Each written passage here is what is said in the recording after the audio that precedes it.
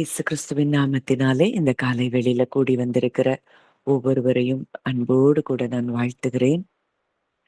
இந்த நாளிலும் அவருடைய ஜீவனுக்குள் நாம் இருக்கிறோம். அவருடைய ஜீவன்தான் நமக்குள் இருக்கிறது என்பதை உணர்ந்தவர்களாய், ஆவியில நமக்கு அத்தனை ஆசிர்வாதங்களையும் அவர் தந்திருக்கிறார். ஆவிக்குரிய அத்தனை ஆசிர்வாதங்களையும் நமக்கு ஏற்கனவே கொடுத்து அவர் நம்மை ஆசீர்வதித்து இருக்கிறார். எந்த ஆசீர்வாதத்தையும் நம்ம அப்பா நமக்கு தடை செய்து வைக்கவில்லை. அத்தனையும் அவர் ஏற்கனவே நமக்கு கொடுத்திருக்கிறார். விசுவாசத்தோடு நாம் அதை சுதந்தரித்துக் கொள்ள வேண்டிய இடத்துல தான் நம்ம இருக்கிறோம். எத்தனை எத்தனை ஆசிர்வாதங்கள், ஆவிக்குரிய பூமிக்குரிய ஆசிர்வாதங்கள் உண்டோ அத்தனை ஆசிர்வாதங்களினாலும் அவர் ஏற்கனவே நம்மை ஆசீர்வதித்திருக்கிறார். ஏன்னா நம்ம எல்லாரையும் அவர் பிள்ளைகளாக பார்க்கிறார். அவரிடத்துல யாதொரு பட்சபாதமும் இல்லை, யாதொரு வேற்றுமையின் நிழலும் இல்லை. ஒருத்தரை பெருசாவோ ஒருத்தரை குறைவாவோ அவர் பார்க்க போகிறது நிச்சயமா இல்லை. நம்ம எல்லோருக்குமே இந்த கிருபைகளை தேவன் தந்திருக்கிறார். அவருடைய ஆவியினால, அவருடைய ஆசிர்வாதத்தினால நம்மை ஒவ்வொரு நாளும் அவர் நிரப்பிக் கொண்டிருக்கிறார் என்பதுதான் நிஜம். இது கர்த்தர் படைத்த, இது ஆண்டவர் படைத்த வெற்றியின் நாள். இந்த வெற்றியின் நாள்ல நாம் களிகூர்ந்து மகிழும்படிக்கு தேவன் நம்மை அழைக்கிறார். இந்த வெற்றியின் நாள், அதாவது நம்ம கிறிஸ்தவர்கள், கிறிஸ்துவை உடையவர்கள் ஒரு நாளும் தோல்வியில் வாழ வேண்டிய அவசியமில்லை. அவரை விசுவாசிக்கிறவன் எவனோ அவன் வெட்கப்படுவதில்லை என்று வேதம் சொல்லுகிறது என்று சொல்லி பார்க்கிறோம். அப்போ நீங்களும் நானும் அவரை உடையவர்களாய் இருக்கிறோம் என்றால் எல்லா பகுதிகளிலும் வெற்றியை பெற்றவர்களாய் வாழதான் நாம் அழைக்கப்பட்டிருக்கிறோம். தோல்விங்கிறது நம்முடைய ஹிஸ்டரியிலே இருக்க முடியாது. ஒருவேளை சில தாமதங்கள்னால அது நடக்காமல் போயிற்று என்பது அர்த்தம் அல்ல. நீங்க கிறிஸ்துவுக்குள்ள இருக்கிறீங்கன்னா எல்லா சூழ்நிலைகளிலும் நீங்கள் வெற்றி பெறுகிறவர்களாய், ஜெயம் பெறுகிறவர்களாகத்தான் இருக்கிறீர்கள். இப்போ தொடர்ந்து நம்ம இயேசுவின் நாமத்தை குறித்து நம்ம தியானித்துக் கொண்டிருக்கிறோம். ஆதாமை படைத்த பொழுது தேவன் அவனுக்கு சகல ஆளுகையையும் கொடுத்திருந்தார். பூமியை கீழ்ப்படுத்தி அதை ஆண்டு கொள்ளுங்கள், ஆளுகை செய்யும்படிக்கு தேவன் ஆதாமுக்கு அந்த பூமியை அவன் கையில் ஒப்பு கொடுத்தார். ஆனா அவனுடைய செயலினாலே, நன்மை தீமை அறியத்தக்க அறிவு வந்து அவனுடைய கண்கள் திறக்கப்பட்டபடியினாலே, அவனுடைய கீழ்ப்படியாமையினாலே அங்க முழு உலகத்தையும் ஆளுகை செய்யக்கூடிய அந்த தகுதியை அவன் இழந்துட்டான்.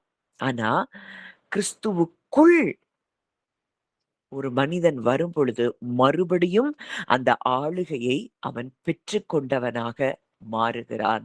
எல்லா அத்தாரிட்டியும் இன்னைக்கு நமக்கு ஆவியில கொடுக்கப்பட்டிருக்கு. எல்லாவற்றையும் ஆளுகை செய்யக்கூடிய பவர் அண்ட் அத்தாரிட்டி இந்த பூமியில நமக்கு கொடுக்கப்பட்டிருக்கிறது. ஆனாலும் இன்னமும் அதை நாம் உணராதபடி இருக்கிறதுனால இன்னமும் நம்ம வெளிப்படையான எந்த காரியத்திலையும் ஒரு மேனிஃபெஸ்டேஷனை பார்க்க முடியாமல் இருக்கிறோம். இப்போ சில உதாரணங்களை உங்களுக்கு சொல்லும் போது இன்னும் புரியும். அதாவது ஸ்பிரிட்ல ஜெபிக்கணும், ஆவியில ஜெபிக்கிற வல்லமை. அதாவது நம்முடைய ஆவியில தேவன் நமக்கு கொடுக்கப்பட்டிருக்கிற அந்த அத்தாரிட்டி பவர்ல இருந்து நம்ம ஜெபிக்கும் பொழுது மகத்துவமான காரியங்கள் நடைபெறுகின்றன. சமீபத்துல நான் ஒரு சில டெஸ்டிமனிஸ் கேட்டுட்டு இருந்தேன். அவர் ஒரு தேவ மனிதர் தான். அப்போ அவர் வந்து பெங்களூர் ஃப்ளைட்ல அவர் ஏறி அங்க மும்பைக்கு அவரு டிராவல் பண்ணிட்டு இருக்கிறாரு. அவர் அந்த இடத்துக்கு போய் மதியம் 3 மணிக்கு அவருக்கு ஒரு மீட்டிங் இருக்கு. இவருடைய டிராவலிங் டைம் பெங்களூர்ல இருந்து மும்பைக்கு 1 ஹார் 20 மினிட்ஸ். அப்போ ஒரு பெரிய விஐபி வர்றதுனால அவங்க ஃப்ளைட் தரையிறங்க முடியாம அங்க கிட்டத்தட்ட 30 நிமிஷங்களுக்கு மேல அங்க வானத்துல வட்டம் அடித்துக் கொண்டு இருக்கு. அங்க அந்த கண்ட்ரோல் ரூம்ல இருந்து இப்போ நீங்க இந்த ஃப்ளைட்ட தரையிறக்க கூடாது அப்படின்னு சொல்லி ஒரு ஒரு இன்ஃபர்மேஷன் வந்ததா, அங்க ஏர்போர்ட் அந்த ஃப்ளைட்ல இருக்கிற எல்லா அனௌன்ஸ்மென்ட் எல்லாம் அங்க சொல்ல ஆரம்பிக்கிறாங்க. ஏன்னா, அந்த அந்த விஐபி லேண்ட் ஆன பிறகு தான் இந்த ஃப்ளைட் லேண்ட் ஆகணும் அப்படிங்கிற மாதிரி ஒரு தகவல் அங்க வருது. இவருக்கோ 3 மணிக்கு அங்க மீட்டிங். அங்க லேட் ஆக ஆக அந்த மீட்டிங்க்கு லேட் ஆகும். உடனே அவர் ஸ்பிரிட்ல நிரம்பி அவரு பரிசுத்த ஆவியானவருடைய உள்ளுக்குள்ள இருந்து அவர் தூண்டுகிற காரியத்தை அவர் உணர்ந்தாராம். உட அ நீ அப்போ ஆவியானவர், "நீ ஆவியில நிரம்பி உனக்கு கொடுத்திருக்கிற அத்தாரிட்டில இருந்து நீ ஜெபிக்க ஆரம்பி" அப்படின்னு சொன்ன உடனே, இவர் அமைதியா, எந்த பதற்றமும் இல்ல, அமைதியா, ரிலாக்ஸ்டா, இயேசுவின் நாமத்தினாலே இந்த தாமதம் சீக்கிரமாய் முடிவடையட்டும். எங்க விமானம் தரையிறங்கட்டும்னு சொல்லி ஜெபித்து ஆவியில டங்ஸ்ல கொஞ்ச நேரம் தான் பேசியிருக்கிறாரு. 5 மினிட்ஸ்ல அதே பைலட் திரும்ப வந்து சொல்றாராம், "இப்ப நமக்கு அனுமதி கிடைச்சுட்டு, இன்னும் 5 நிமிடங்கள்ல நம்ம தரையிறங்கிரலாம்." எவ்ளோ பெரிய காரியங்கள் ஆவிக்குரிய உலகத்தில் நமக்காக நடக்கிறது. இந்த இயேசுங்கிற நாமத்துக்கு முன்பாக எந்த வல்லமையும், எந்த எதிரான தாமதங்களும் நமக்கு செயல்பட முடியாது. இப்ப அடுத்ததா ஒரு சாட்சி. எதற்காக இந்த சாட்சிகள சொல்றேன்னா, அப்பதான் உங்களுக்கு எந்தெந்த இடத்துல எப்படியெல்லாம் இந்த இயேசுவின் நாமத்தை சொல்லி நம்ம ஜெயிக்க முடியும். இப்போ இன்னொரு ஒரு ஊழியர். அவர் வந்து ஆ பிலிப்பைன்ஸ் நாட்டுல ஊழியத்துக்காக போயிருக்கிறாரு. அங்க பயங்கரமான புயல். எல்லா ஃப்ளைட்ஸும் அங்க கேன்சல் ஆயிட்டே இருக்கு. மரங்கள் எல்லாம் அந்த புயல் காற்றுனால வேரோட அங்க சாய்ந்து கொண்டு இருக்குது. இவர் ஏர்போர்ட்டுக்கு வந்துட்டாரு. இவர் ஃப்ளைட்டு அ இங்க அதுவரைக்கும் அங்க என்ன செய்யல, கிளம்பும்னு சொல்லி எந்த இன்ஃபர்மேஷனும் இவருக்கு இல்ல. அப்போ இவர் அந்த ஏர்போர்ட்ல உட்கார்ந்து ஓரமா ஆவியில நிரம்பி டங்ஸ்ல பேசி ஜெபிக்க ஆரம்பிச்சாராம். இயேசு கிறிஸ்துவின் நாமத்திலே இந்த மழை நிற்கட்டும், சூரியன் பிரகாசிக்கட்டும், என் விமானம் புறப்படட்டும் அப்படின்னு அதிகாரத்தோட அவர் ஜெபிக்க ஆரம்பித்தாராம். ஆவியில பேசினாராம். இவருக்கு எந்த பதற்றமும் இல்ல. ஏன்னா தேவன் காட் இஸ் இன் கண்ட்ரோல். நான் எதுக்கு பயப்படணும்? அவர் சூழ்நிலைகளுக்கு அப்பாற்பட்டு எனக்காக செயல்படுகிறவர் அப்படின்னு அவர் இருதயத்திலே உணர்ந்தபடியினால, அவர் அங்க ஜெபிக்க ஆரம்பித்த உடனே, ஒரு வித்தின் 30 மினிட்ஸ் அந்த மழை நின்றுச்சு. நல்ல சன்லைட் பிரகாசிக்க ஆரம்பிச்சதாம். அவங்களுடைய அந்த அந்த ஓடு பாதை அது எல்லாமே நல்லா ட்ரை ஆகி, இவங்களுடைய ஃப்ளைட் உடனடியா புறப்பட்டதாம். அப்போ இயேசுங்கிற அந்த நாமத்துக்கு முன்பாக, இந்த வானோர், பூதலத்தோர், பூமியின் கீழானோருடைய முழங்கால் யாவும் முடங்கும் அப்படிங்கிறது எவ்வளவு பெரிய உண்மை, நிஜம், சத்தியம். இன்றைக்கு இந்த நாமத்தை உடையவர்களாய் நம்ம இருக்கிறோம். ஆனா, இதை குறித்ததான அறிவு, உணர்வுபூர்வமான அறிவு நமக்கு இல்லாதபடியினால, சாதாரண மனிதர்களப் போல பயமும், கலக்கமும், கவலைகளும் நம்மை மேற்கொண்டு கொண்டு இருக்கின்றன. அப்போ நம்ம இன்னைக்கு பல நேரங்கள்ல நம்ம கேட்கிறோம். சில நோய்கள பரம்பரை நோய் ஜெனடிக்கல் டிசீசஸ் அப்படின்னு சொல்றாங்க. என் அப்பாவுக்கு இருந்தது, என் அம்மாவுக்கு இருந்தது, என் தாத்தாக்கு இருந்தது, பாட்டிக்கு இருந்தது.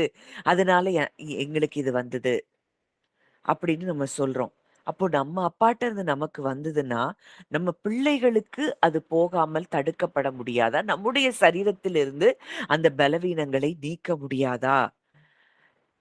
அப்படின்னா, நிச்சயமாய் முடியும். இயேசுவின் நாமத்தில் அத என்ன செய்ய முடியும்? ஸ்டாப் பண்ண முடியும். High blood pressure, diabetic, heart diseases என்ன பிரச்சனையா இருந்தாலும், தேவன் நமக்கு அதிகாரத்தை கொடுத்திருக்கிறார். அந்த அதிகாரம் நம்முடைய ஆவியில அவர் ஏற்கனவே கொடுத்திருக்கிறார். ஆவியில் நமக்கு கொடுக்கப்பட்ட அதிகாரத்தை விசுவாசத்தோட நம்பிக்கையோட அதை உணர்ந்து, நான் ஒரு நாமத்தை உடையவளாய் இருக்கிறேன். அந்த நாமத்தை சொல்லும் பொழுதே எல்லா உலகங்களும் நடுங்குகிறது. முழங்கால் யாவும் அந்த நாமத்துக்கு முன்பாக முடங்கித்தான் ஆக வேண்டும் என்கிற நம்பிக்கையும், உறுதியும் நமக்கு இருக்கும்னா, எவ்வளோ பெரிய ஜெனடிக்கல் டிசீஸ் என்னதான் இருந்தாலும், அதை நிச்சயமாய் நாம் மேற்கொண்டு ஜெயிக்க முடியும். ஒரு முறை ஒரு ஆ ஃப்ளைட், அதாவது பொதுவா இந்த தேவ மனிதனுக்கு ஐஸ்கிரீம் சாப்பிடுறதுன்னா ரொம்ப பயம். ஏன்னா, அந்த ஐஸ்கிரீம் சாப்பிட்டா இவருடைய தொண்டைய பாதிச்சுருமோன்னு ஒரு பயம். அப்போ இவர் ஒரு ஸ்ரீலங்கால ஒரு ஒரு கான்ஃபரன்ஸ்க்கு போயிட்டு கலந்து கொண்ட பிறகு, அவருடைய ஃப்ரெண்ட்ஸ் எல்லாரும் ஒரு பெரிய ஐஸ்கிரீம் ஷாப்க்கு கூட்டிட்டு போயிட்டாங்க. இப்போ முதல்ல அவர் சொல்றாரு, ஹெசிடேட் பண்றாரு. என்னால இத சாப்பிட முடியாது. அப்ப பரிசுத்த ஆவியானவர் இவர்ட்ட சொல்றாரு, பயத்துக்கு அடிமையாக இருக்காதே. நீ பயத்துக்கு அடிமைப்படாத. அப்படின்னு சொன்ன உடனே, இயேசு கிறிஸ்துவின் நாமத்தினாலே இந்த பயம் என்னை விட்டு நீங்கி போகட்டும். அப்படின்னு அவர் ஜெபித்து அந்த ஐஸ்கிரீம அவர் சாப்பிட்டார். இந்த ஐஸ்கிரீம் என்னுடைய தொண்டைய நிச்சயமாய் பாதிப்படைய செய்யாது அப்படின்னு அந்த விசுவாசத்தோட அந்த ஐஸ்கிரீம அவர் சாப்பிட்டாராம். அன்னையிலிருந்து இப்ப வரைக்கும் எந்த ஐஸ்கிரீம சாப்பிட்டாலும் அவருடைய தொண்டைக்கு எந்த பலவீனமும் ஏற்படவில்லையாம். அப்போ தேவன் உன்ன நல்லா புரியணும். தேவன் நம்மை அடிமையாக வாழ அழைக்கவில்லை. ஆளுகையோட, வெற்றியோட வாழ தான் நம்மை அழைத்திருக்கிறார். அப் நெறைய நேரங்கள்ல நமக்கு எதிர்மறையான வார்த்தைகள் வரலாம். உங்களுக்கு தேவன் ஒரு வாக்குத்தத்தம் குடுத்திருப்பாரு. ஆனா, அந்த வாக்குத்தத்தங்களுக்கு எதிரிடையான வார்த்தைகள் வரலாம். சூழ்நிலைகள் எதிராய் இருக்கலாம். அதற்காக அந்த வார்த்தைகளோ, அந்த சூழ்நிலைகளோ நிஜம் என்று நம்பி நீங்க உட்கார்ந்துறக்கூடாது. அவருடைய நாமத்துல அந்த எதிராய் பேசுற என்ன காரியமா இருந்தாலும் அத கேன்சல் பண்ணும் பொழுது, நிச்சயமா எதுவும் நம்முடைய வாழ்க்கையில அது நேரிடப் போவது இல்லை. நம்ம அவருக்குள்ள இருக்கிறோங்கிறத முதல்ல ஆழமாய் அறிய வேண்டும். கிறிஸ்துவுக்குள் இருக்கிறோம்னா, நம்ம புது சிருஷ்டியா இருக்கிறோம். பழைய வாழ்க்கை, அது முற்றிலுமாய் சிலுவையில் அறையப்பட்ட வாழ்க்கை என்பதை நாம் உணர்ந்து கொள்ள வேண்டும். ஒரு முறை இந்த ஒரு தேவ மனிதருடைய மகனுக்காக ஒருத்தர் ஜெபித்துக் கொண்டிருந்தாராம். அப்ப ஜெபிக்கும் பொழுது, அதாவது அந்த மகனுக்கு ஒரு சிக்னஸ் இருந்திருக்கு. அந்த சிக்னஸுக்காக ஜெபிக்கும் பொழுது, அந்த ஊழியர், அந்த ப்ராஃபெட், அந்த ஜெபிக்க வந்தவர் ஒரு தீர்க்கதரிசி என்று சொல்லி அவர் வந்திருக்கிறார். அவர் ஒரு அவர் ஒரு காரியத்த அந்த தகப்பனாருக்கு சொல்லியிருக்காரு.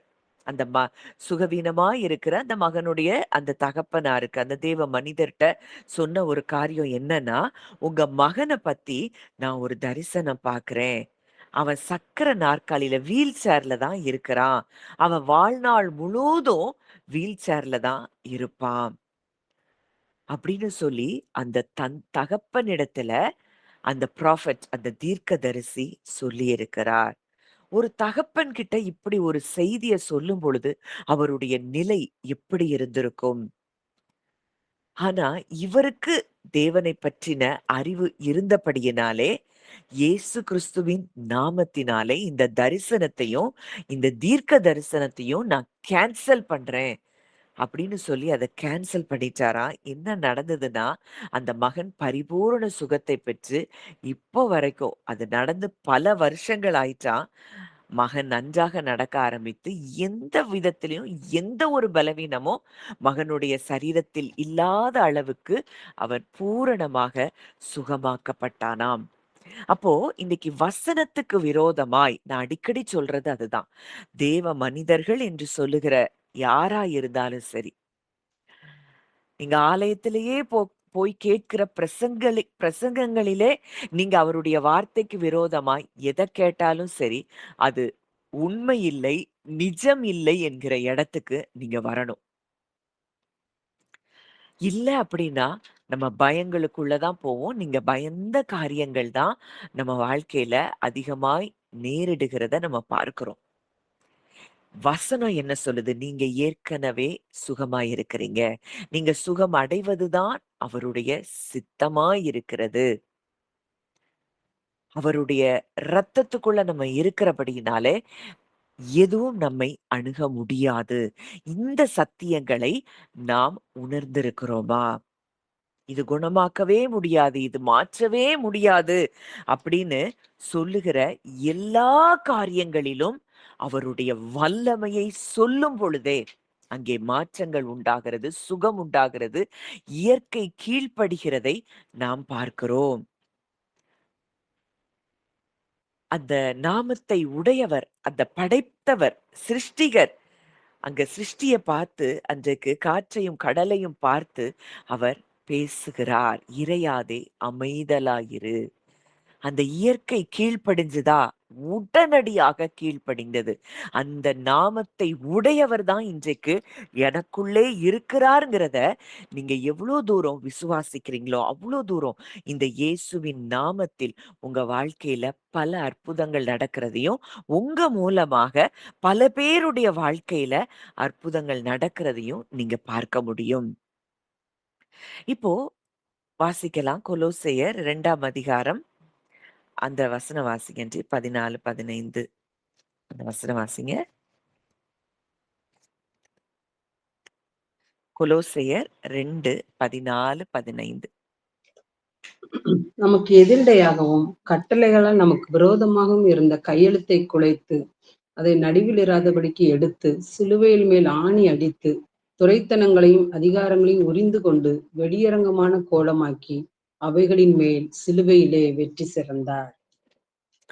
நமக்கு எதிரிடையாகவும் கட்டளைகளால் நமக்கு விரோதமாகவும் இருந்த கையெழுத்தை குலைத்து அதை நடுவில் இராதபடிக்கு எடுத்து சிலுவையின் மேல் ஆணி அடித்து துரைத்தனங்களையும் அதிகாரங்களையும் உரிந்து கொண்டு வெளியரங்கமான கோலமாக்கி அவைகளின் மேல் சிலுவையிலே வெற்றி சிறந்தார். இன்னைக்கு இந்த வசனங்களுடைய டீப்பான அர்த்தத்தை நம்ம தியானிக்க போகிறோம். அப்போ வசனம் சொல்லுது, எல்லா துரைத்தனங்கள், அதிகாரங்கள், எல்லா வல்லமையும் அவர் உரிந்து எடுத்து கொண்டாராம். இப்போ இவர் சொல்றாருங்க, கையெழுத்தால நமக்கு விரோதமான கட்டளைகள்.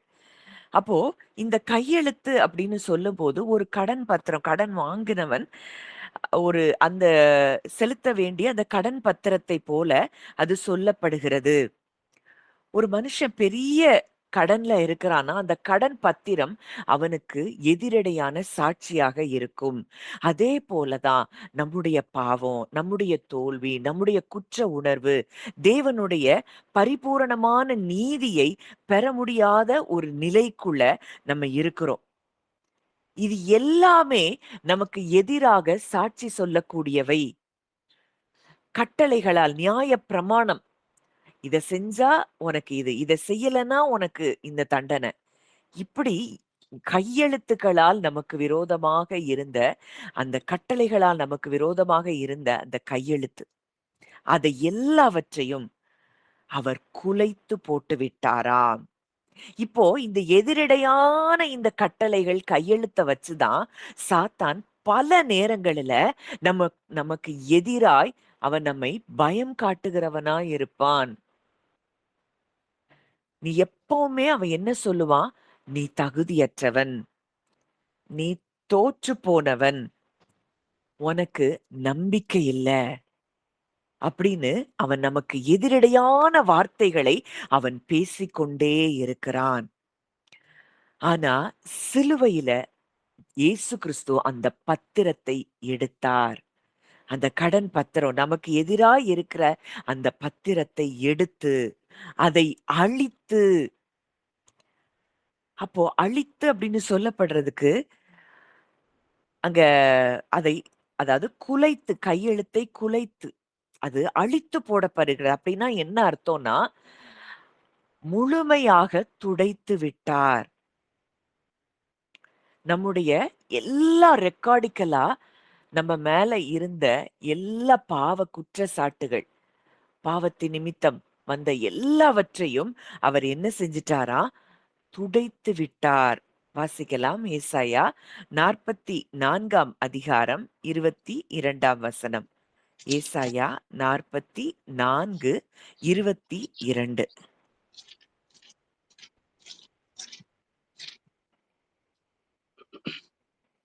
உன் மீறுதல்களை மேகத்தைப் போலவும் உன் பாவங்களை கார்மேகத்தைப் போலவும் அகற்றிவிட்டேன். என்னிடத்தில் திரும்பு, உன்னை நான் மீட்டுக் கொண்டேன். உன் மீறுதல்களை மேகத்தைப் போலவும் உன் பாவங்களை கார்மேகத்தைப் போலவும் அகற்றிவிட்டேன். அவர் மன்னிக்க மட்டும் இல்ல, அவர் அத நீக்கி போட்டுட்டாரு. அத அழிச்சு போட்டுட்டாரு. இன்னைக்கும் உங்க இருதயத்துல என்றைக்கோ செய்த காரியங்கள் உங்களுக்கு பயத்தை ஏற்படுத்தும் என்றால், நான் அப்படி இருந்தேனே, என்னுடைய மூதாதையர்கள்லாம் இப்படி இருந்தாங்களே, இதனால எங்களுக்கு ஏதாவது பாதிப்பு வந்துருமோ அப்படின்னு நீங்க நினைத்துக் கொண்டிருந்தீங்கன்னா, இன்னமும் அந்த இயேசுவின் அவர் செய்து முடித்த அந்த ஆளுகையின் அதிகாரத்தை நீங்கள் இன்னமும் உணரவில்லை. அவர் மன்னிக்க மட்டும் செய்யல, அவர் நீக்கி விட்டார். அகற்றி விட்டார். அதை அழித்து விட்டார். அப்போ சிலுவையிலே ஆணி அடித்து, அப்போ உண்மையிலே நம்முடைய குற்றம், நமக்கு வர வேண்டிய தண்டனை, நமக்கு வர வேண்டிய தீர்ப்பு, இது எல்லாம் அவரோடு சிலுவையில் அறையப்பட்டது. ஒரு கடன் முழுமையா செலுத்தப்பட்ட பிறகு பெய்ட் இன் ஃபுல் அப்படின்னு முத்திரை போடுவாங்களாம். பெய்ட் இன் ஃபுல், முழுமையா அந்த கடனை தீர்க்கும் பொழுது, இதுதான் கல்வாரி சிலுவையில தேவன் மனித குலத்தின் முழு கடனையும் செலுத்தப்பட்டதாக அவர் அறிவித்தார். எல்லாம் முடிந்தது அப்படின்னு சொல்லும் பொழுது, உங்களுடைய அனைத்து காரியங்களும், உங்களை எதெல்லாம் ஆளுகை செய்து கொண்டிருந்ததோ அத்தனையும், அத்தனை ஆளுகையையும் சிலுவையிலே தேவன் தோற்கடித்தார். அதை முடித்து விட்டார். இப்போ சாத்தான் நினைச்சா சிலுவையில அறைஞ்ச உடனே அவர் தோற்று போய்விட்டார். சீஷர்கள் ஓடிட்டாங்க. இயேசு சிலுவையில தொங்கிக் கொண்டிருக்கிறாரு. கல்லறை மூடப்பட்டது. எல்லாம் முடிஞ்சது போலதான் தோன்றினது. ஆனால் அந்த தோல்வி போல தோன்றின அந்த நிகழ்வையே தேவன் வெற்றியாக மாற்றினார். இப்போ துரைத்தனங்களையும் அதிகாரங்களையும் உரிந்து கொண்டு வெளியரங்கமான கோலமாக்கி, இப்போ இது என்ன வசனம்? இது எங்க இருந்து இந்த வசனத்த பவுல் எடுத்திருக்கிறார்ன்னு சொல்லி நம்ம பார்க்கும் பொழுது, இப்போ ஒரு ரோமன் அந்த ரோம பேரரசு அந்த நாட்கள்ல ஆண்டு கொண்டிருந்தாங்க. அவங்க ஏதாவது எதிரிய ஜெயிச்சுட்டாங்கன்னா, ஒரு ஒரு பரேட் நடத்துவாங்களாம். விக்டரி பரேட், வெற்றி ஊர்வலம். அங்க அந்த ராஜா ஜெயிச்சுட்டான் அப்படின்னா, தோற்கடிக்கப்பட்ட அரசர்களுடைய ஆயுதங்கள் எல்லாத்தையும் எடுத்துருவான். எடுத்துட்டு அவங்கள எல்லாரையும் வெளிய அவங்கள வெளியரங்கமா அவங்கள காண்பித்து, "இவங்கள நான் ஜெயிச்சுட்டேன்" அப்படின்னு அங்கே அந்த அறிவிப்பு அங்கே வெளியிடப்படுமாம். இதத்தான் பவுல் சொல்றாரு, இயேசு சாத்தானையும், இருளின் சக்தியையும் அப்படியே தோற்கடித்தார். எல்லாத்தையும் உறிஞ்சி எடுத்துட்டார். எல்லா டார்க்னஸ்ல இருக்கக்கூடிய, பிசாசினிடத்தில இருக்கக்கூடிய அனைத்து அதிகாரங்கள், துரைத்தனங்கள், ஆளுகைகள் எல்லாவற்றையும் அவர் உரிந்து எடுத்துக்கொண்டார். அதுல மிகப்பெரிய அந்த டார்க்னஸ்ல இருக்கக்கூடிய மிகப்பெரிய ஆயுதம் என்னன்னா, குற்ற உணர்வு, குற்றச்சாட்டு, மரணத்தின் பயம். இதை எல்லாத்தையும் சிலுவையில் இயேசு உரிந்து கொண்டார். இன்னைக்கு அவர் உறிஞ்சிட்டாருன்னா, உங்க வாழ்க்கையில உங்களுக்கு விரோதமா எதெல்லாம் ஆளுகை செய்தோ, அதை எல்லாத்தையும் அவர் உரிந்து விட்டார் என்பதுதான் நிஜம். நீங்க இன்னைக்கு குற்ற மனசாட்சியில இருக்கிறீங்களா? இல்ல மரணத்தின் பயத்துல இருக்கிறீங்களா? எல்லாவற்றையும், மரணம் நம்ம மேல ஆளுகை செய்து கொண்டிருந்தது. முதல் ஆதாமின் கீழ் பிறந்த நம்ம எல்லாருக்குள்ளயும் மரணம் ஆளுகை செய்து கொண்டுதான் இருந்தது. மரணத்தின் ஆளுகையை அவர் தோற்கடித்தார். அந்த மரணத்துக்கு அதிகாரியான பிசாசானவனையே அவர் சிலுவையிலே அழித்து விட்டாராம். அப்ப இன்றைக்கு எந்த வியாதியோ, பலவீனமோ, மரண கட்டுகளோ நம்மை ஆளுகை செய்ய முடியும்? வாசிக்கலாம். வெளிப்படுத்துதல் 12ஆம் அதிகாரம் 10ஆம் வசனம். வெளிப்படுத்துதல் 12:10. அப்பொழுது வானத்திலே ஒரு பெரிய சத்தம் உண்டாகி, இப்பொழுது ரட்சிப்பும் வல்லமையும் நமது தேவனுடைய ராஜ்யமும் அவருடைய கிறிஸ்துவின் அதிகாரமும் உண்டாயிருக்கிறது. இரவும் பகலும் நம்முடைய தேவனுக்கு முன்பாக நம்முடைய சகோதரர் மேல் குற்றஞ்சுமத்தும் பொருட்டு அவர்கள் மேல் குற்றஞ்சாட்டுகிறவன் தாழத் தள்ளப்பட்டு போனான். வசனம் சொல்லுது, இப்பொழுது ரட்சிப்பும் வல்லமையும் நமது தேவனுடைய ராஜ்யமும் அவருடைய கிறிஸ்துவின் அதிகாரமும் உண்டாயிருக்கிறது. சிலுவையில் அவர் அறையப்பட்ட பொழுது, அவர் உயிர்த்தெழுந்த பொழுது, சகல ஆளுகையும் தேவன் நமக்கு கொடுத்து விட்டார். இரவும் பகலும் நம்ம மேல நம்ம மனசாட்சியே சில நேரம் குற்றம் சாட்டி கொண்டு இருக்கும். நீ இத செய்யல, அத செஞ்சுட்ட, இத செஞ்சுட்ட அப்படின்னு சொல்லி குற்றம் சாட்டும். நம்ம நினைக்கிறோம், இது நம்ம நினைக்கிறோம்னு. ஆனா, இரவும் பகலும் நமக்குள்ளேயே இருந்து நம்மை குற்றம் சாட்டிக் கொண்டிருக்கிறவன். தேவனுக்கு முன்பாக நம்மை குற்றம் சாட்டினவன். அவன் என்ன செஞ்சானா? தாழ தள்ளப்பட்டு போனான். யோபுடைய காரியத்துல பார்க்கிறோம். தேவனுக்கு முன்னாடி நின்னு அவன் பேசுறான். ஆனா, இங்க பார்க்கிறோம் கிறிஸ்துவின் ஆளுகை ஒரு மனிதன் கிறிஸ்துவின் ஆளுகை வந்து விட்டது. அவர் முழுவதுமாய் எல்லாவற்றையும் தோற்கடிச்சிட்டாரு. எல்லா துரைத்தனங்களையும், அதிகாரங்களையும், ஆளுகைகளையும் அவர் உரிந்து எடுத்துக்கொண்டபடியினால, இன்னைக்கு அவன் தாழ தள்ளப்பட்டு போனான். உங்களுக்கு முன்னாடி, உங்களுக்கு மேல எந்த ஆளுகையும் இல்லை. அவர் எல்லாத்தையும் என்ன செஞ்சுட்டாரு? உறிஞ்சு எடுத்துட்டாரு. அவர் உறிஞ்சு எடுத்த பிறகு அதுக்கு மேல அந்த சாத்தானால அவருடைய சமூகத்துல வந்து நின்னு நமக்கு எதிராய் எதையும் அவன் பேச முடியாது. அவன் ஆளுகையை முற்றிலுமாய் இழந்து போய்விட்டான். ஆனா, இன்னைக்கும் நம்ம என்ன நெனைக்கிறோம்? உலகத்துல அது நடக்குது, இது நடக்குது, இது வந்துரும், அது வந்துரும். நம்ம சரீரம் சொல்றது, மற்றவங்க சொல்றது, ரிப்போர்ட் சொல்றது, இததான் பெருசா பார்த்துட்டு இருக்கிறோம். ஆனா வசனம் சொல்லுது, அவர் எல்லாவற்றையும் உரிந்து எடுத்து விட்டார். மரணத்தை உறிஞ்சு எடுத்துட்டாரு. வியாதிய உறிஞ்சு எடுத்துட்டாரு. தரித்திரத்தை அவர் உரிந்து எடுத்துக்கொண்டார். இது எதுவும் உங்கள இனிமேல் ஆளுகை செய்ய முடியாது. இப்போ இவை எல்லாவற்றையும் வெளியரங்கமான கோலமாக்கி, இப்போ கல்வாரியில இயேசு அங்க எல்லாராலையும் அவமானப்படுத்தப்பட்டதா தான் எல்லாருக்கும் தோன்றினது. மக்கள் சிரிக்கிறாங்க, இகழ்ந்தாங்க, அவர அவமதிக்கிறாங்க. அவர் அசட்டை பண்ணப்பட்டவரும், புறக்கணிக்கப்பட்டவரும், மனிதர்களால் தள்ளப்பட்டவருமாய் அவர் இருந்தார். ஆனா, உண்மையிலேயே அவமானப்படுத்தப்பட்டது இயேசு அல்ல, சாத்தான் தான். அவனுடைய தோல்வி, சிலுவையில சாத்தானுடைய இறுதி தோல்வி அங்கே வெளிப்படுத்தப்பட்டது. அவர் 3ஆம் நாள் உயிர்த்தெழுந்த பொழுது, அது தேவனுடைய அறிவிப்பு என்ன அப்படின்னா, "நீ தோற்று போய்விட்டாய்." எந்த துரைத்தனமோ, அதிகாரமோ, ஆளுகையோ, பிசாசின் ஆளுகையோ இனி நம் குடும்பங்களில் இல்லை என்பதுதான் நிஜம்.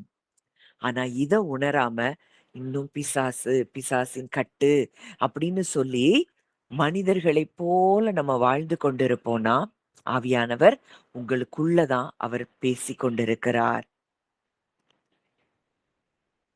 அப்போ இந்த வசனம் நமக்கு என்ன ஒரு உண்மைய நமக்கு கற்றுக் கொடுக்குது அப்படின்னா, நம்ம ஒரு நாளும் குற்ற உணர்வின் அடிமை அல்ல.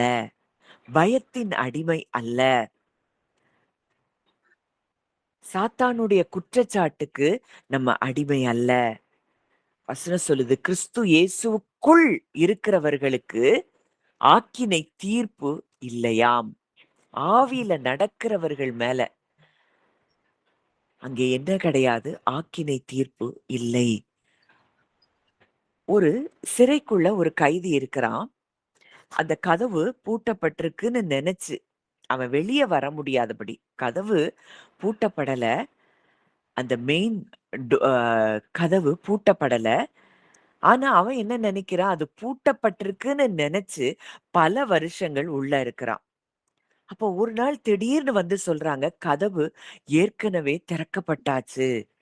அவன் வெளிய வர்றது தான் அங்க மீதியாய் நடக்கக்கூடிய காரியம்.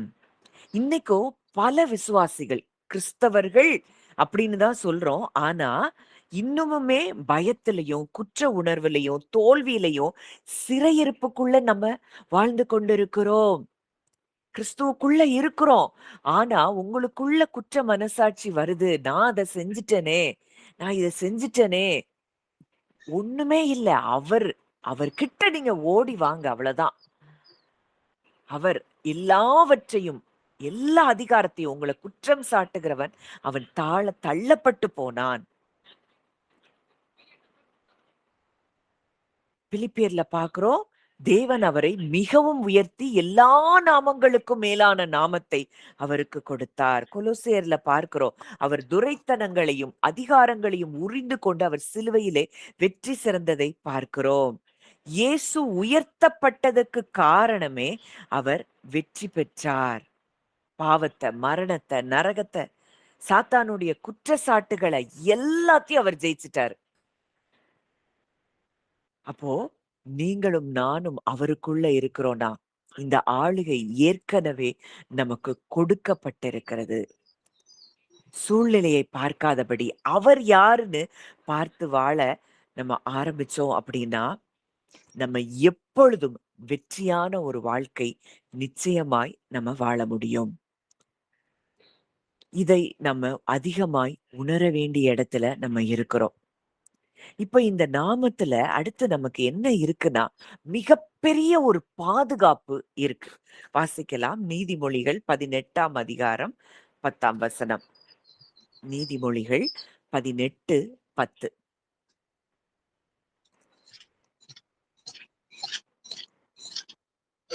கர்த்தரின் நாமம் பலத்த துருகம், நீதிமான் அதற்குள் ஓடி சுகமாயிருப்பான். சரி. இந்த நாமம் அப்படின்னா நம்ம ஏற்கனவே பார்த்தோம். இந்த நாமம் அப்படின்னா, அந்த நாமத்தை உடையவருடைய குணம், அவருடைய ஆளுகை, அவருடைய வல்லமை, அவருடைய அன்பு, அவருடைய நேச்சர், அவர் எவ்வளவு உண்மை உள்ளவர், அவருடைய கிருபை, அவருடைய அத்தாரிட்டி. இது எல்லாமே இந்த இந்த நாமம் அப்படிங்கிற காரியம் சொல்லுகிறதா இருக்கிறது. அப்போ கர்த்தருடைய நாமம் அப்படின்னா, அவருடைய அன்பு, அவருடைய வல்லமை, அவருடைய பாதுகாப்பு, அவருடைய ரட்சிப்பு. இப்ப தாவீது கோலியாத்த மேற்கொள்ள வரும்பொழுது, அவன் சொன்ன வார்த்தை வாசிக்கலாம். 1 சாமுவேல் 17:45. 1 சாமுவேல் 17:45. அதற்கு தாவீது பெலிஸ்தனை நோக்கி, நீ பட்டயத்தோடும் ஈட்டியோடும் கேடகத்தோடும் என்னிடத்தில் வருகிறாய். நானோ நீ நிந்தித்த இஸ்ரவேலுடைய இராணுவங்களின் தேவனாகிய சேனைகளுடைய கர்த்தரின் நாமத்தினாலே உன்னிடத்தில் வருகிறேன். இப்போ தாவீது தன்னுடைய பலத்துல அங்க கோலியாத்துக்கு முன்னாடி போய் நிற்கல. தேவனுடைய நாமத்தின் வல்லமையில அவன் நம்பிக்கை வைத்து அவன் சொல்றான், நீ பிசிக்கலா ஆயுதங்கள் எல்லாம் கொண்டு வர்ற. ஆனா நானோ நீ நிந்தித்த இஸ்ரவேலுடைய இராணுவங்களின் தேவனாகிய சேனைகளுடைய கர்த்தரின் நாமத்தினாலே உன்னிடத்தில் வருகிறேன். இது பழைய ஏற்பாட்டுல உடன்படிக்கையின் ஆசிர்வாதங்களை அதிகமாய் அறிந்திருந்த தாவீது இந்த கர்த்தருடைய நாமத்தை சொல்லும் பொழுது அதுக்கு முன்னாடி எந்த கோலியாத்தும் நிற்க முடியாது. அந்த நாமத்தை கொண்டு நான் உன்னிடத்தில் வருகிறேன் அப்படின்னு அவர் வர்றாரு. அங்க கிடைத்தது மிகப்பெரிய வெற்றியை நம்ம பார்க்கிறோம். இப்போ கர்த்தரின் நாமம் பலத்த துருகம். அந்த துருகம் அப்படின்னா கோட்டை. அப்படின்னா என்ன அப்படின்னா, ஒரு எதிரி படைகள் மக்கள வந்து தாக்கும் பொழுது, தாக்க நினைக்கும் பொழுது, மக்கள் பாதுகாப்பா ஒரு இடத்துல தங்கி இருக்கக்கூடிய அந்த ஸ்தலம் தான் துருகம். எவ்வளவு பெரிய பலமா இருந்தாலும், எதிரடையான நபர்கள் எவ்ளோ பெரிய ஆயுதங்கள வச்சுட்டு எதிரா வந்தா கூட, கோட்டைக்குள் இருக்கிறவர்கள எளிதில தொடவே முடியாதாம். அதுபோல தான் இன்றைக்கு அவருடைய நாமம் நமக்கு பலத்த துருகமாயிருக்கிறது. பயத்துக்கு எதிரான கோட்டையாய் அது இருக்கு. நம்ம உள்ளுக்குள்ள பயத்த உட வேண்டிய அவசியமே இல்ல. ஏன்னா அவருடைய நாமம் நமக்கு கொடுக்கப்பட்டிருக்கிறது. அப்போ சாத்தானுடைய தாக்குதல்களுக்கு எதிரான ஒரு கோட்டை. எந்த வழியும் நமக்கு வாழ்க்கையில சில நேரங்கள்ல தெரியாம போகலாம். ஆனா, அவருடைய நாமம் நமக்கு பலத்த துருகமாய் இருக்கிறது. தாவீது சொல்றாரு, "அவர் என் அடைக்கலம், என் கோட்டை, என் துருகம். நான் நம்பியிருக்கிற என் தேவன்." அப்போ நீதிமான் அதற்குள் ஓடி சுகமாயிருப்பான். இப்போ மனுஷங்க பல இடங்களுக்கு ஓடுறாங்க. பணத்துக்கு பின்னாடி ஓடுறாங்க. மனிதர்கள் பின்னாடி ஓடுறாங்க. தங்களுடைய அறிவை சார்ந்து இருக்கிறாங்க. உலகத்துல இருந்து உதவிகள பெற்றுக்கொள்ளணும் அப்படின்னு சொல்லி எதிர்பார்த்து கொண்டிருக்கிறாங்க. ஓடிக்கொண்டிருக்கிறாங்க. ஆனா யோசேப்பு நீதிமானோ முதல்ல எங்க தான் ஓடுறான்? தேவனிடத்துல தான் ஓடுறான். கர்த்தருடைய நாமம் பலத்த துருகம். இன்னைக்கு உங்க மைண்ட்ல போராடி கொண்டிருக்கிற எண்ணங்கள் என்ன? அந்த எண்ணங்களை நீங்கள் என்ன செய்யணும்? தவிர்க்க வேண்டும். நீங்க கிறிஸ்துவின் நாமத்தை உடையவர்களாய் இருக்கிறீர்கள். யோசேப்பு பொய்யா குற்றச்சாட்டப்பட்ட பொழுதும் அவன் தேவனை நம்பினான். அந்த பலத்த துருகத்துக்குள்ள அவன் இருக்கிறான். தானியேல் சிங்க கெபிக்குள்ள அபாயத்த அவன் நன்கு அறிந்திருந்தான். ஆனாலும் அவன் ஒன்றை புரிந்திருந்தான். நான் பலத்த துருகத்துக்குள் இருக்கிறேன். தாவீது நெறைய பிரச்சனைகள் ஓடிக்கொண்டே தான் இருக்கிறான். ஆனா, அந்த நம்பிக்கையற்ற சூழ்நிலையிலும் தேவனை தனது அடைக்கலமாய், பெலனாய், அனுகூலமான துணையாய் அவரால் பார்க்க முடிந்தது. அதனால வாழ்க்கையில எல்லாவற்றிலும் வெற்றி பெற்றவர்களாய் அவர்கள் வாழ்ந்தார்கள். இன்றைக்கு நம்ம எதை பெரிதாக பார்த்துக் கொண்டிருக்கிறோம்? நீதிமான் அதற்குள் ஓடி சுகமாயிருப்பான். அப்போ பிரச்சனையே வராது. வாழ்க்கையில எதிரான மனிதர்கள்லாம் எழும்ப மாட்டாங்க அப்படிங்கிறதெல்லாம் இல்ல. ஆனா அதற்கு மத்தியிலும் அவர் பலத்த துருகமாய் இருக்கிறார். சாத்ராக், மேஷாக், ஆபேத்நேகோவ அக்கினியில போடும் பொழுது, அவரே அவர்களுக்கு பலத்த துருகமாய் இருந்து, அந்த அக்கினி கூட அவங்கள எதுவும் சேதப்படுத்த முடியாதபடி பாதுகாத்த ஒரு நல்ல தகப்பனுடைய நாமத்துக்குள்ள தான் நீங்களும் நானும் இருக்கிறோம். அதனாலதான் வசனம் சொல்லுது, "நீ தண்ணீர்களை கடக்கும்போது நான் உன்னோடு இருப்பேன். நீ ஆறுகளை கடக்கும்போது அவைகள் உன்மேல் புரளுவதில்லை."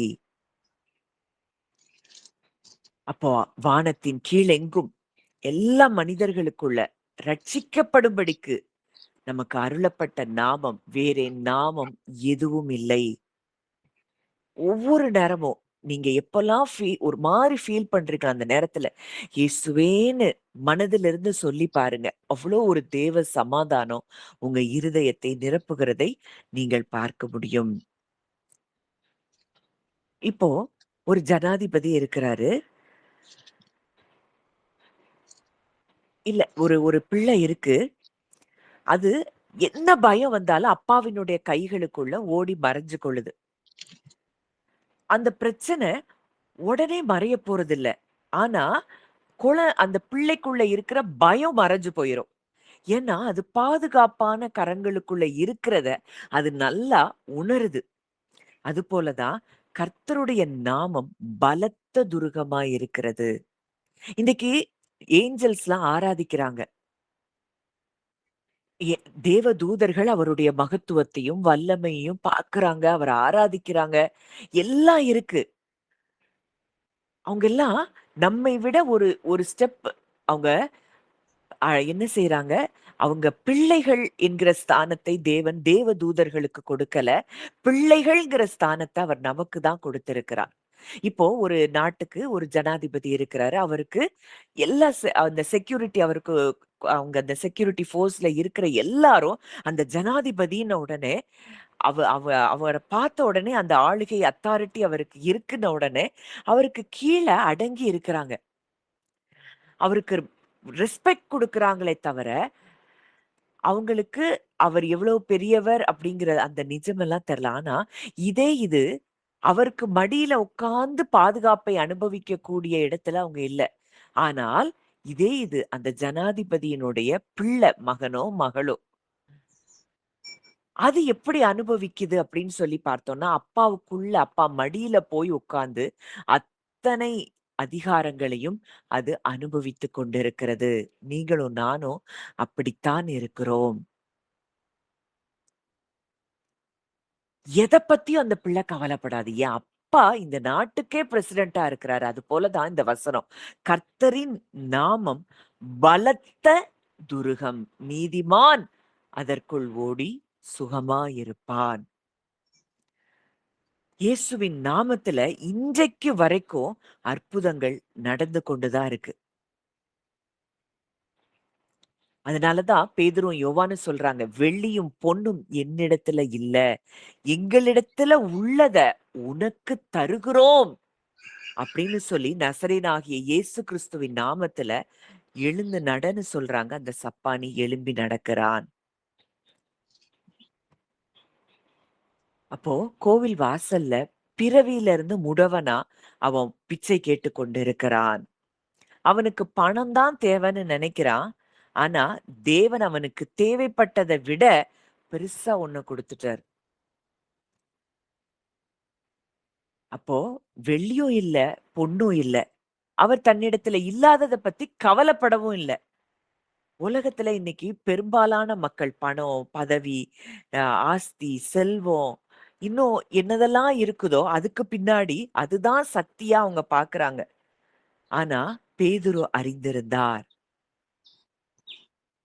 சில நேரங்கள்ல நாமும் என்ன நினைக்கிறோம், என்கிட்ட அது இல்ல, என்கிட்ட இது இல்ல அப்படின்னு வருத்தம் அடைகிறோம். ஆனா தேவன் கேட்கிறாரு, மோசே கிட்ட கேட்டது போல, மோசே உன் கையில என்ன இருக்கு? இன்றைக்கு அந்த சாதாரண கோல் அப்ப அவன் சொல்றான், அவன் கையில இருக்கிற கோலை அவன் காண்பிக்கிறான். அந்த கோல் தேவனுடைய கையின் அற்புதங்களின் கருவியாக அது மாற்றப்பட்டது. அப்போ இங்க பேதுரு சொல்றாரு, என்கிட்ட இருக்கிறத நான் உனக்கு கொடுக்கிறேன். பேதுரு கிட்ட பணம் இல்ல, வெள்ளி இல்ல, பொண்ணு இல்ல. ஆனா அவர்கிட்ட இயேசுங்கிற நாமத்துக்கு இருக்கக்கூடிய வல்லமை, உணர்ந்து கொள்ளக்கூடிய இருதயம் அங்கே பேதுருவுக்கு இருந்தது. அவருடைய உயிர்த்தெழுதலின் வல்லமையை அவர் அனுபவித்திருந்தார். பரிசுத்த ஆவியினால நிரப்பப்பட்டிருந்தார். அதனால நம்மால மற்றவங்க மற்றவங்களுக்கு நம்ம அனுபவித்த கிருபைய கொடுக்க முடியும். இன்னைக்கு இத நான் பேசுறேன் அப்படின்னா, அது வெறும் வார்த்தைகள் அல்ல. உயிருள்ள விசுவாசத்தை நம்ம ஒருவருக்கொருவர் பகிர்ந்து கொள்ளுகிறோம். அதனால தான் விசுவாசம் கேட்கும்போது வருது. யார் பேசுறத கேட்கும்போது வரும்? நம்ம அனுபவித்ததை பேசும் பொழுது, அனுபவித்தவர்கள் பேசும் பொழுது, ஜீவனிலிருந்து அவர்கள் பேசுவார்கள். அது அவர்களுக்குள்ளே மற்ற மக்களுக்குள்ள ஜீவனை உண்டாக்கும். ஏன் வல்லமையினால எழுந்து நடன்னு பேதுரு சொல்லல. ஏசு கிறிஸ்துவின் நாமத்தினாலே நீ எழுந்து நட. அப்போ அவருடைய நாமத்துக்குள்ள ரட்சிப்பு இருக்கு, சுகம் இருக்கு, விடுதலை இருக்கு, அதிகாரம் இருக்கு, வெற்றி இருக்கு. இது எல்லாத்தையும் நம்ம ஆழமாய் அறிய வேண்டிய, உணர வேண்டிய இடத்துல இருக்கிறோம். பிலிப்பியர்ல பார்க்கிறோம். தேவன் அவரை எல்லாவற்றிற்கும் மேலாக உயர்த்தி, எல்லா நாமத்துக்கும் மேலான நாமத்தை அவருக்கு அருளினார்.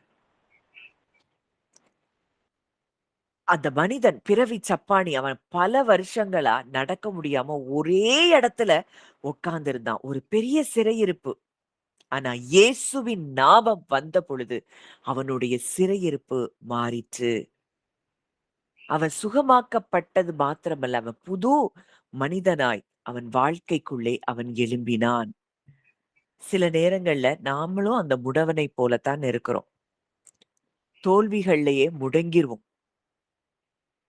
நம்ம அப்படி வாழ அழைக்கப்படல. பயத்துல முடங்கிர்றோம்.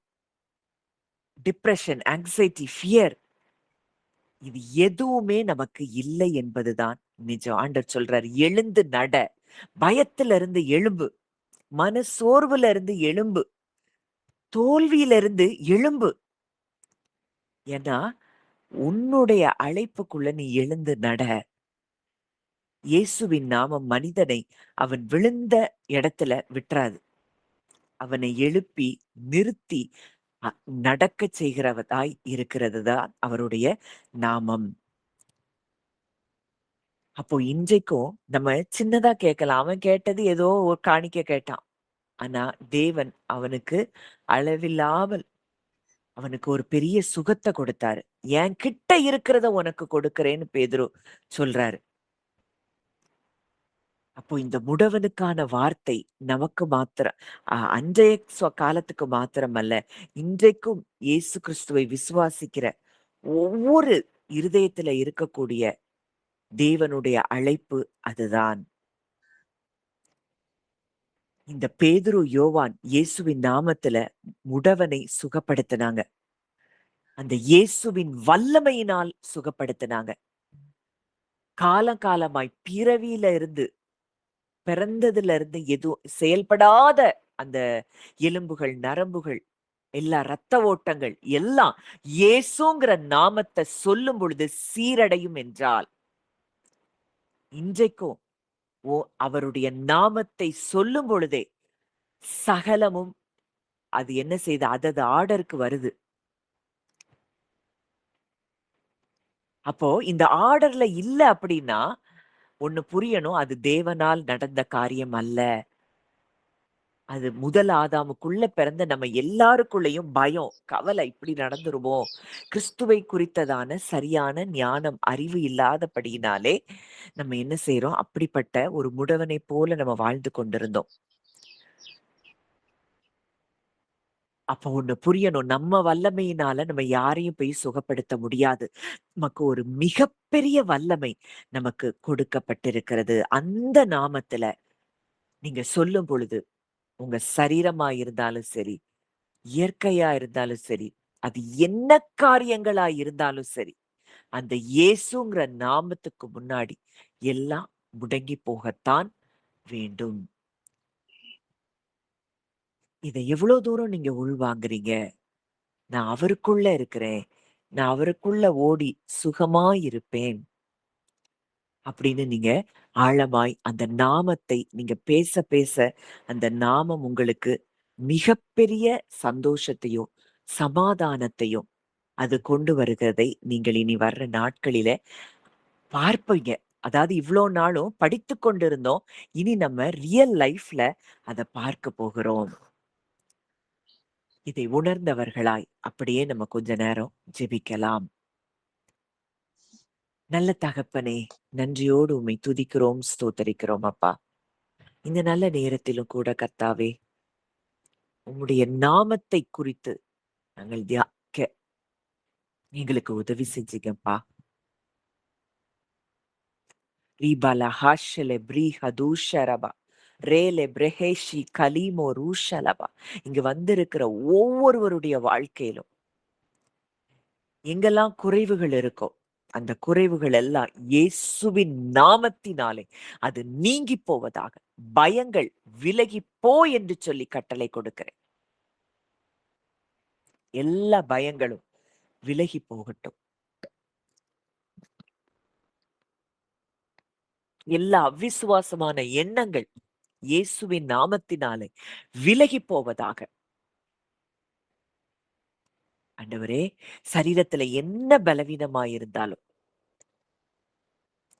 இயேசுவின் நாமத்தினாலே அவைகளுக்கு நான் கட்டளை கொடுக்கிறேன். எல்லா பலவீனங்களை பார்த்து நான் பேசுறேன். இங்க வந்திருக்கிற யாருடைய சரீரத்தையும் நீ தொட முடியாது. ரிபா ஹஷெபே கீல ஊஷரபா.